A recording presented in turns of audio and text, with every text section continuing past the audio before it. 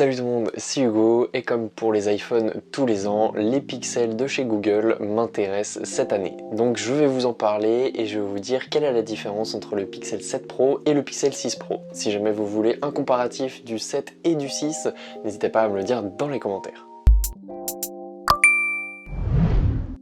Niveau design, on part sur un écran qui est sensiblement le même que sur le Pixel 6 Pro, mais tout simplement on a plus de luminosité. Et par contre, la chose qui change cette année, c'est le dos. Effectivement, l'année dernière, le dos était bicolore, on avait deux couleurs à l'arrière, en plus du bandeau qui fait office de module photo. Et bah là, tout simplement, on part sur de la sobriété avec deux couleurs et le bandeau d'une couleur différente. Moi, personnellement, je trouve que ce module photo habille carrément mieux les capteurs photo, et je trouve ça beaucoup plus joli que sur le 6 Pro. Du coup, sur le 7 Pro, on a trois coloris.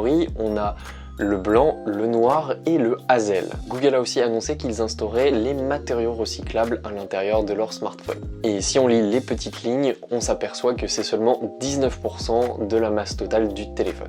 Ensuite, côté performance, on retrouve la deuxième génération de Google Tensor, qui est le processeur made by Google. Donc à l'image d'Apple, c'est le processeur que Google ont fait eux-mêmes pour que justement ils puissent supporter Android au mieux et qu'il soit adapté pour être encore plus rapide que leurs concurrents. Cette version 2 est donc plus performante que la première version, ce qui peut paraître logique. Seulement voilà, je ne l'ai pas testé donc je ne m'étalerai pas sur le sujet, mais j'imagine que, étant donné que Google possède la licence d'Android et du coup sont propriétaires de l'architecture de leur processeur, et bah tout simplement ça doit bien fonctionner ensemble. Je me suis un petit peu renseigné sur la batterie du 7 Pro et du 6 Pro. Étonnamment, c'est pas le 7 Pro qui l'emporte, ou du moins il l'emporte pas partout. Vous pouvez voir les graphiques qui sont là. Le 7 Pro est globalement meilleur sur certains points, sauf pour faire tourner les jeux, puisque pour le graphisme 3D, le Pixel 6 Pro gagne contre le Pixel 7 Pro. Ça se joue à pas grand chose, quelques minutes, mais c'est important de le préciser. En ce qui concerne la photo, le capteur principal ne diffère pas entre le 6 Pro et le 7 Pro. Le grand angle possède un angle encore plus grand, avec une instauration du mode macro. Le téléobjectif est le même, sauf qu'il possède maintenant un zoom optique x5. Et Google a mis en place sur ce téléobjectif la capacité de zoomer en x30. Google a mis l'accent sur la sécurité en instaurant un VPN natif sur leur smartphone Pixel.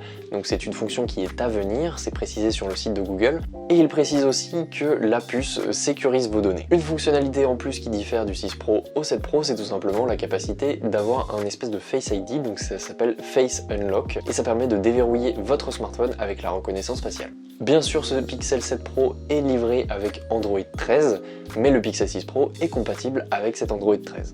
Perso, je vous recommande pas forcément de passer sur un 7 Pro si vous avez déjà un 6 Pro. Par contre, ça peut être très intéressant de passer sur un 7 Pro si jamais vous avez tout smartphone qui date de plus de 2 ans. Les technologies sont bien, les prix défient toute concurrence, et je pense que vous pouvez même trouver des Pixel 6 Pro maintenant d'occasion pour un bon prix. Parce que si vous prenez un Pixel 6 Pro neuf, c'est juste dommage parce que vous avez 100 € de différence entre le 6 Pro et le 7 Pro. 899 pour le Pixel 7 Pro et 799 pour le Pixel 6 Pro. Voilà pour ce comparatif, j'espère que ça vous aura aiguillé. Nous on se retrouve pour de prochaines et sur les réseaux sociaux. Salut tout le monde!